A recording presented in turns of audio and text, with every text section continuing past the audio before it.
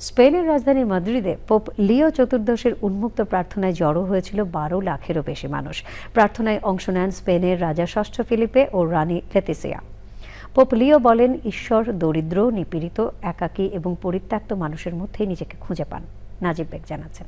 স্পেনের মাদ্রিদের প্লাজা দে সিভিলেস চত্বরে পোপ লিও পৌঁছালে ভক্তরা স্পেন ও ভ্যাটিকানের পতাকা নাড়িয়ে তাকে স্বাগত জানান। বিশেষ যানবাহন পোপ মোবাইলে করে শহর পরিভ্রমণ করেন এবং উপস্থিত জনতাকে শুভেচ্ছা জানান। ফুলের পাপড়ি ছড়িয়ে শুভেচ্ছা জানানো হয় পোপকে। প্রার্থনা সভায় দেয়া বক্তব্যে পোপ লিও বিশ্বাসীদের অন্যের সেবার মাধ্যমে নিজেদের ধর্মীয় বিশ্বাস প্রকাশের আহ্বান জানান। তিনি বলেন, ধর্ম এমন এক প্রতিষ্ঠান যেখান থেকে আজও মানুষ বিশ্বাস ও মানবিকতার শিক্ষা নিতে পারে।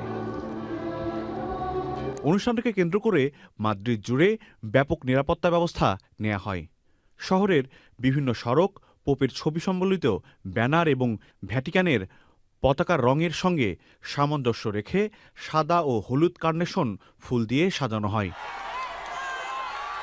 প্রায় ১৫ বছরের মধ্যে কোনো পোপের স্পেনে এটি কোনো সরকারি সফর। নাজিব বেগ, চ্যানেল আই।